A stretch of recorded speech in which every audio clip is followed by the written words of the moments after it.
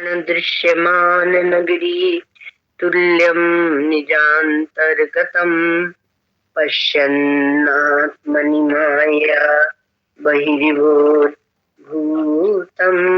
यथा निद्रया यः साक्षात् कुरुते प्रबोध समये स्वात्मानमेवाद्वयम् तस्मै श्री गुरुमूर्तये नमः श्री दक्षिणामूर्तये।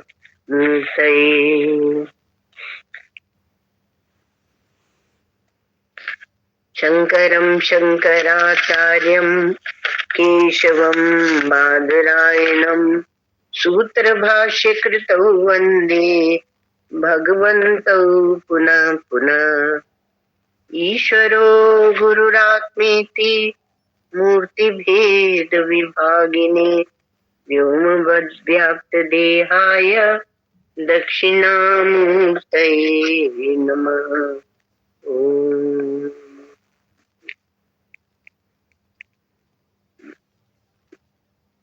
यस्य प्रसादात् अहमेव विष्णुः मय्येव सर्वं परिकल्पितं च इत्थं विजानामि सदात्मरूपं तस्याङ्घ्रिपद्मं प्रणतोऽस्मि नित्यम्।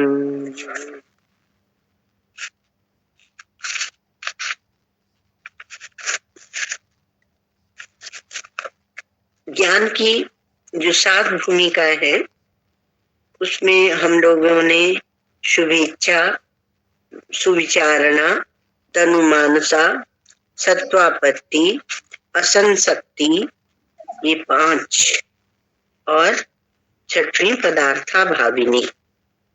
तो ये असंशक्ति को भी हम लोग कर रहे हैं और इसमें जो सत्वापत्ति है इसमें बोध हो जाता है। तो इसमें क्या है कि सत्वापत्ति में ये बताया गया था कि जो राग के संस्कार हैं वो निर्मूल हो जाते हैं और मन विषय वासनाओं से विरक्त हो जाता है सत्वापत्ति में। और सन्मात्र चिन्मात्र होने से माया और माया के कार्य है ना, और 3 अवस्था से रहित केवल शुद्ध सन्मात्र, मतलब 3 अवस्थाएं आती जाती उधर उसकी दृष्टि नहीं है। सन्मात्र चिन्मात्र आनंद घन आत्मा को लेकर उसकी त्रिपुटी का लय हो जाता है और साक्षात्कार पर्यंत उसकी स्थिति है। तो इसको निर्विकल्प समाधि रूप भी कहते हैं, उसको ये सत्वापत्ति कहते हैं। और त्रिपुटी की यहाँ अप्रतीति है। अब इसमें क्या क्या महत्वपूर्ण बिंदु है वो 4, 5वें, 6वें में आप देखिए और उनको उनकी तुलना कीजिए। तो यहाँ क्या है कि त्रिपुटी की अप्रतीति हो जाने से शुद्ध आत्मा में ब्रह्म रूप से दर्शन होने लगता है। इसको निर्विकल्प साक्षात्कार भी कहते हैं क्योंकि इसमें कोई विकल्प नहीं है। और इसको असंप्रज्ञात समाधि भी कहते हैं। ये ज्ञान की समाधि है, वो वाली समाधि मत लीजिएगा, योग वाली। और इसको तत्व ज्ञान भी कहते हैं, ठीक है। और यहाँ पर ये चतुर्थ भूमिका वाला जो पुरुष है उसको ब्रह्मविद कह सकते हैं, उसको ब्रह्मविद कहा जाता है। और उसमें जागृत अवस्था, जागृतवत सुस्पष्ट रूप से वहां व्यवहार है। अब जो 5वीं असंशक्ति है, तो पहले की भूमिकाओं का अभ्यास करने से और बाहर और अंतर, तो उसमें बाह्य और अंतर जो आकार होते हैं तो उसमें संस्कार की निवृत्ति होने लगती है। तो चित्त का उस संस्कार के संसर्ग से अभाव हो जाता है। इसलिए यहाँ पर जो चित्त अपनी भूमिका में, अपने स्वरूप में समाहित है, तो समाहित होने से उस अवस्था में चित्त परमानंद और नित्य अपरोक्ष ऐसी ब्रह्मात्म भावना का साक्षात्कार करता रहता है। तो ये असंशक्ति मतलब इसमें कहीं किसी को चिपकता नहीं है। वैसे इसीलिए आप देखते हैं कि बहुत मौज में रहते हैं, आनंद में रहते हैं, क्योंकि चित्त कहीं उनका चिपकता नहीं है। तो उस नाम की ये भूमिका कहलाती है। तो अभी पांचवी भूमिका जो है, इसमें अविद्या और उसके कार्यों के साथ संबंध नहीं है, ऐसे व्यक्ति का संबंध नहीं है, और इसलिए उसको असंशक्ति नामक भूमिका कहते हैं। पर ये पांचवी भूमिका में क्या होता है कि पुरुष को ब्रह्मविद्वर कहते हैं। वहां ब्रह्मविद कहा था, अब ब्रह्मविद वर माने ब्रह्मवेत्ताओं में श्रेष्ठ, तो ब्रह्मविद्वर इसे कहते हैं। ठीक है, ये बात। और जैसे वहां देखा था कि जागृत के समान स्पष्ट रूप से व्यवहार करता दिखता है, तो यहाँ क्या है कि स्वप्नवत अस्पष्ट रूप से व्यवहार करता है, अर्थात व्यवहार में उसको कोई रुचि नहीं है, तो स्वप्नवत अस्पष्ट रूप से व्यवहार करता है। और फिर उसके बाद छठी जो भूमिका वो है पदार्था भाविनी। तो जो ऊपर 5 भूमिकाएं कही गई, चौथे में तो बोध हो गया और बोधवान कहलाने लगा, और फिर बोधवानों में श्रेष्ठ कहलाने लगा, ब्रह्मविद ब्रह्मविद्वर। अब ये पदार्था भावनी, और ये 5 भूमिका हो गई। अविद्या और उसके कार्य की निवृत्ति हो गई। अब ये पदार्था भावनी में जो 5 भूमिकाएं हैं, उनके अभ्यास से उसको स्वात्माराम रहने का स्वभाव हो जाता है, अपने आप में तृप्ति, तो उसको दूसरे के अन्य की आवश्यकता नहीं है, तो उसके में स्वात्माराम पना एक आ जाता है। तो उससे बाह्य और आंतर पदार्थों की दृढ़ अप्रतीति होती, इसलिए इस भूमिका का नाम क्या है, पदार्था भाविनी। पदार्था भाविनी मतलब बाह्य भी और अंतर भी जो पदार्थ हैं उनकी अप्रतीति होने लगती, अर्थात ऐसे भी कह सकते हैं आपकी प्रतीति हो भी तो उससे कोई संबंध नहीं। इसलिए पदार्था भाविनी नाम की यह भूमिका कहलाती है। उसमें क्या है कि उसका जीवन अब अन्य की प्रेरणा से चलता है, तो पदार्थ भावना हो तब तो उसके देह का निर्वाह हो, और जब पदार्थ की भावना नहीं है तो देह का निर्वाह कैसे होगा। तो दूसरा उसको कहता है भाई खा लो नहा लो, और फिर सोचते हैं कि इसको कुछ मानसिक रोग है। तो ज्ञान की छठी भूमिका जो है, वो छठी भूमिका में रहने वाले पुरुष को क्या कहते, ब्रह्मविद वरीयान। ब्रह्मविद ब्रह्मविद्वर और ये ब्रह्मविद वरीयान, अर्थात इसको बोध में ही वो रहता है, और इसलिए उसकी स्पष्टता और अधिक हो जाती है। एक बात। दूसरी क्या है कि वो निर्विकल्प समाधि का अतिशय उसमें बाहुल्य हो जाता है, और उसके कारण देहादि सारे प्रपंच का जो अधिष्ठान है वह ब्रह्म रूप उसको प्रतीति होती है। तो अब जब वो प्रपंच का अधिष्ठान ब्रह्म को देखता है, तो जो प्रपंच है उसकी विषयाकारता खोने लगती है, अर्थात उसके अत्यंता भाव को वह देखता है। उसकी वृत्ति प्रपंच के अत्यंता भाव को विषय करने वाली वृत्ति होने से सारे प्रपंच का अभाव वह देखता है। प्रपंच का अभाव देखना। और हमारे यहाँ तो जब उसे वैराग्य होता है तभी वो प्रपंच का अभाव देखने लगता है। और फिर ये तो इतनी आगे श्रवण मनन आदि हुआ, आगे वह चला है ना, तो इसलिए सर्वत्र उसको अप्रतीति होती है, इसलिए भी इसको पदार्था भाविनी कहते हैं। ठीक है। और वहां चौथी भूमिका में ब्रह्मविद था, पांचवी भूमिका में ब्रह्म विद्वर है, और यहाँ ब्रह्मविद वरिया। ठीक है। और वहां पर जागृतवत व्यवहार था चौथी में, पांचवी में उसका स्वप्नवत अस्पष्ट रूप से व्यवहार।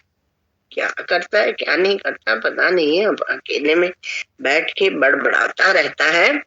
आप इन्हीं को लक्षण मत समझ लेना कि कोई पागल अकेले में बड़बड़ाए तो आप कहो कि ये ज्ञानी है, ये ज्ञानी है ना। बड़ी सावधानी से आप इसको समझे। और फिर क्या है, अब तो भूमिकाएं देखने को भी नहीं मिलती क्योंकि तपस्या नहीं रही ना, तो ये पदार्थ भाविनी। और यहाँ पर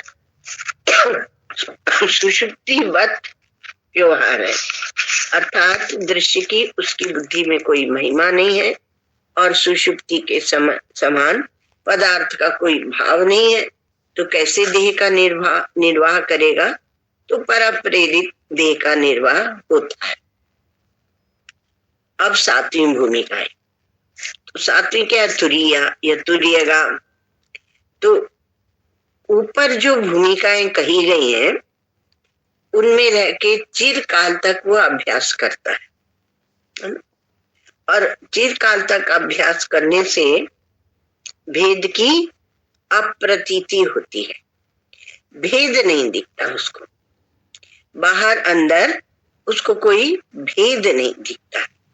तो भेद की अप्रतीति हो जाने से जागृत और जागृत स्वप्न सुषुप्ति आदि जो अवस्थाएं, तीन अवस्था, उनसे मुक्त जो ब्रह्म तत्व है, ये अवस्थाएं तो आरोपित की गई हैं उस अधिष्ठान ब्रह्म तत्व में, तो अवस्थाएं आरोपित है, तो उनसे मुक्त जो ब्रह्म तत्व है उस अवस्था में वह आत्मा को अखंड तत्व के रूप में जानता है, एक अखंड अद्वितीय चेतन मात्र उसको जानता है। और तब इस अवस्था को तुरीयगा कहते हैं, तब ये तुरीयगा है। तो ये तुरीयगा जो अवस्था है ये ज्ञान की सातवीं भूमिका है। और इस सातवीं भूमिका में जब कोई पुरुष पहुंच जाता है तब उसको क्या कहते हैं, पहले ब्रह्मविद था, फिर ब्रह्मविद्वर था, फिर ब्रह्मविद्वरीयान था, अब ये ब्रह्मविद वरिष्ठ, ब्रह्मविद वरिष्ठ इसको कहते। तो ये तुरीयगा अवस्था जो है ये जीवन मुक्त की कहलाती है, इसलिए इसमें वहां जागृतवत व्यवहार, स्वप्नवत व्यवहार, सुषुप्तिवत व्यवहार वो नहीं है ना। और इसलिए ये जो तुरीयगा अवस्था है ये जीवन मुक्त की कहलाती है, और तुरीयातीत जो ब्रह्म है ये विदेह मुक्ति का विषय है, अर्थात देह की सत्ता खोने लगती है। इसलिए ब्रह्म की भूमिका के विषय में ऐसे कि ब्रह्म की विदेह मुक्ति विषय है, और इसलिए उसकी ब्रह्म की भूमिका के बारे में कोई गिनती नहीं है, गिनती करने की जरूरत नहीं है। अब एक अद्वितीय तत्व है, चेतन ही चेतन है, उसमें भेद भी कैसे करोगे, है ना। जैसे राधा कृष्ण के में बताते हैं तो कहते हैं कि न राधा राधा रह जाती, न कृष्ण कृष्ण रह जाते, केवल न आदि न अंत विहार करे दो, लाल पिया में भई न चिन्हारी। ऐसा एक उसमें भक्ति को लेकर ऐसे समझाया जाता है। ठीक है। तो जो ऊपर की जो 7 भूमिकाएं बताई गई, तो पहली 3 जो है वो तो तत्व ज्ञान की साधन है। क्या है वो, शुभेच्छा विचारणा क्या है? शुभेच्छा, विचारणा और तनुमानसा, जिसमें मन सूक्ष्म हो जाता है। तो वो तीन जो भूमिकाएं हैं वो तो तत्व ज्ञान का एक प्रकार समझो साधन की कोटि में होती, और चतुर्थ जो भूमिका है तत्व ज्ञान रूप है ना, तो तत्व ज्ञान रूप होने से उसमें जीवन मुक्ति और विधेय मुक्ति का साधन है। ठीक है। और पांचवी जो भूमिका है, पांचवी और छठी और सातवीं जो भूमिका है वो जीवन मुक्ति का विलक्षण आनंद देने वाली, इसलिए उसका चित्त, उसके मन बुद्धि कहते हैं, और उसको एक करते हैं जब भगवान श्री कृष्ण, तो चित्त कह देते हैं गीता में। ठीक है। तो अब उसका चित्त जो है उसको छोड़ नहीं पाता, क्योंकि वहां विलक्षण एक आनंद है। तो जब ये छठी और सातवीं भूमिका वो जीवन मुक्ति के विलक्षण आनंद की भूमिका है और उसकी साधन भी है। तो जीवन मुक्ति के बारे में उत्तरोत्तर देह का भान कम होता जाता है, और इसलिए जीवन मुक्ति के बारे में मतलब उससे संबंधित वो देह का भान कम होता जाता है। और जब ये देह है ना, ये क्लेश है, कष्ट है, ये अविद्या है, और बाद में वो हमेशा एक आनंद की स्थिति में रहता, उद्गायति रोति नृत्यति। ऐसे जीवन मुक्त जो होता है वो भक्त भी हो सकता है, तत्व ज्ञानी भी हो सकता है, अर्थात उसके जीवन में यदि भक्ति की प्रधानता है तो वो हंसेगा, रोएगा, गाएगा, नाचेगा, से करेगा, है ना। जैसे हम कभी कभी कहते हैं कि वो तो प्रेम में नाची थी मीराबाई। आजकल कहीं भी कोई भी नाचते हैं और सोचते हैं हम मीराबाई। तो उनको तो वो ज्ञान पूर्वक वो समझ गई थी कि परमात्मा के अतिरिक्त और कुछ नहीं है, यहाँ तो अपनी सब कुछ घर गृहस्थी चलाते भी रहेंगे और फिर नाच के मीराबाई बन जाएंगे। तो इसलिए कहा कि देखो जीवन मुक्ति की ये उत्तरोत्तर भूमिका है, आनंद इनमें गाढ़ होता जाता है, और इसलिए कभी कभी क्या होता है कि उन्मत्त भी दिखता है, उस दशा को भी प्राप्त हो जाता है। तो चतुर्थ भूमिका तक तो उपदेश आदि पूर्वक, उपदेश आदि को लेकर व्यवहार वो कर सकता है, किंतु पांचवी भूमिका में पहुंचने के पश्चात वह जब उन्मत्त दशा को प्राप्त होने लगता है तब कोई व्यवहार कैसे करेगा। तो पर क्या होता है कि कोई बार कोई अधिकारी पुरुष जब उत्तम प्रारब्ध लेकर उत्तम प्रारब्ध के कारण कोई अधिकारी पुरुष और जब प्रश्न पूछते हैं, उनसे पूछते हैं, जैसे शुकदेव से जड़ भरत आदि के समान कोई प्रश्न पूछते हैं तो उत्तर देते हैं, तो बोध भी वो कर सकते हैं, बोध भी करा सकते हैं। और छठवीं भूमिका में तो वो बोलना, चलना, देखना, चलना, ये सब क्या है, ये क्या है, वो क्रिया उसकी बंद होने लगती है, क्योंकि वो अपने आत्म प्रेम में डूबा रहता है। तो सातवीं भूमिका में तो शरीर मात्र का निर्वाह होता है, शरीर टिक जाए तो टिक जाए, शरीर छूट भी सकता है, ऐसे महापुरुष कहते हैं। फिर कहा चतुर्थ भूमिका में जो ज्ञान के अधिकारी होते सत्वापत्ति, वो दो प्रकार के होते हैं, या एक और थोड़ी दूसरे प्रकार की बात ध्यान दे। ज्ञान की तो 7 भूमिकाएं हो गई, यहाँ दूसरे प्रकार की बात लाए और उसके बाद 7 प्रकार की मोह की या अज्ञान की बात बताई जाएगी। तो वो तो अपन बाद में करेंगे, आज नहीं हो पाएगी, तो कल छोड़ के परसों कर लेंगे।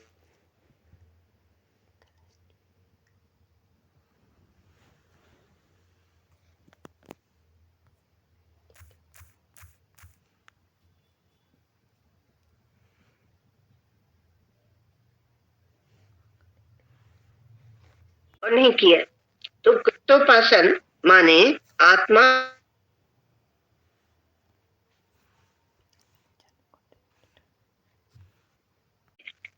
है ना। तो ये कृतोपासन उनको बोलते हैं। तो पूर्व में उपासना की है तो कृतोपासनी। और अकृतोपासन कौन है? तो कहा कि ज्ञान होने के पहले, जिन्हें ज्ञान होने के पहले पूरी तरह से उपासना नहीं की है, इसलिए उनका क्या नाम है? अकृतोपासन अथवा अकृतोपास्ति। कृत उपासन और अकृत उपासन अथवा कृत उपास्ति और अकृत उपास्ति, ऐसे शब्द बनते हैं। तो जो कृतोपासन है, जिन्होंने उपासना की है, वो तो भली प्रकार से, मतलब बड़े स्पष्ट प्रकार से वो विवेक, वैराग्य आदि साधन संपन्न होते और आत्मा ब्रह्म रूप है ऐसा ज्ञान उनको हो जाए। उसके बाद वो थोड़े से अभ्यास से पांचवी आदि भूमिकाओं में प्रवेश कर जाते। ये कृतोपास्ति अकृतोपास्ति। तो यह कृतोपासन, उसकी महिमा बताई। इसलिए भगवान गीता में कहते हैं कि मेरे 4 प्रकार के भक्त होते हैं। आर्तो, जिज्ञासुर अर्थार्थी, ज्ञानी च भरतर्षभ। तो आर्त हो सकते हैं, जिज्ञासु हो सकते हैं, अर्थार्थी हो सकते हैं और ज्ञानी भी हो सकते हैं। तो जिसने उपासना की है उसको ये लाभ है कि उसको साधन चतुष्टय संपन्न जल्दी हो जाता है और ज्ञान होने के बाद थोड़े ही अभ्यास से वो पांचवी आदि भूमिकाओं में प्रवेश कर जाता है। क्यों? क्योंकि उसका चित्त समाहित है, सधा हुआ है विषयों में जाने की, उसने पहले ही आदत छोड़ दी है। इसलिए कृतोपास्ति का ये महत्व होता है। और दूसरा जो बताया कि अकृतोपास्ति या अकृतोपासन, उसने पहले पूर्व में कोई उपासना नहीं की है, गुरु के पास आके ज्ञान सुनता है। तो जो अकृतोपासन है उनमें विवेक आदि सब साधन स्पष्ट रूप से प्रतीत नहीं होते और उनमें क्या होता है? विवेक आदि साधन नहीं प्रतीत होते हैं ना, पर 2 साधन उसमें प्रकट होते हैं।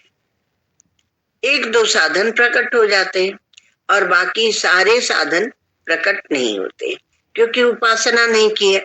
उपासना से आपके चित्त की आसक्ति मिटती है, आपकी वासना मिटती है, आपके चित्त को समाहित होने का स्वभाव हो जाता है। तो दूसरे साधन वहां अस्पष्ट होते, स्पष्ट नहीं होते।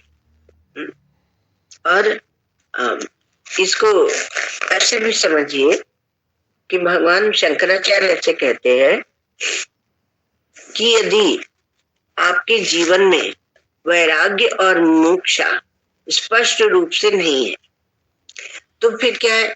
तो वैराग्यम च मुमुक्षुत्वम क्या है, स्पष्ट नहीं है, तो उसमें क्या होगा कि मरौ सलिल वत्तत्र समादेर भासमानता। जैसे मरु मरीचिका में जल दिखे, ऐसे वहां पर जीवन में शम दम आदि षट संपत्ति, वो सब पूरा जो साधन का फैलाव है वो ऐसे दिखता है पर होता नहीं। तो उसमें जो अकृतोपास्ति है उनमें विवेक आदि सर्व साधन स्पष्ट रूप से प्रतीत नहीं होते हैं। 1-2 प्रकट हो जाते हैं और दूसरे सब साधन अस्पष्ट होते हैं।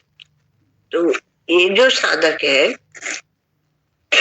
वह जो साधक है तो वह अगर बुद्धिमान है तो चतुर्थ भूमि का रूप तत्व ज्ञान वो प्राप्त कर सकता है, कर लेगा। पर अगर दीर्घ काल तक अभ्यास करने से कदाचित उसको साधक को पंचम आदि भूमिकाएं प्राप्त होने लगे, उनमें आरूढ़ हो जाए, तो वह जल्दी नहीं चल पाता है, क्योंकि उसका चित्त चंचल है, उसे परेशान करता है। तो कृतोपासन की तरह वो साधन संपत्ति में सहसा आरूढ़ नहीं हो पाता है। तो ऊपर जो ज्ञान की 7 भूमिकाओं की स्पष्टता की गई वो वशिष्ठ ग्रंथ में उपलब्ध है। अर्थात वशिष्ठ मुनि से श्री राम जी ने ये प्रश्न किए थे और उन्हें बताया गया था। अब क्या आएगा? अब अज्ञान की 7 भूमिका है। तो ये फर्क कल अष्टमी है, परसों हम लोग कर सकते हैं। ओम सर्वे भवन्तु सुखिनः, सर्वे सन्तु निरामया, सर्वे भद्राणि पश्यन्तु, मा कश्चित् दुःखभाग् भवेत्। असतो मा सद्गमय, तमसो मा ज्योतिर्गमय, मृत्योर्मामृतंगमय।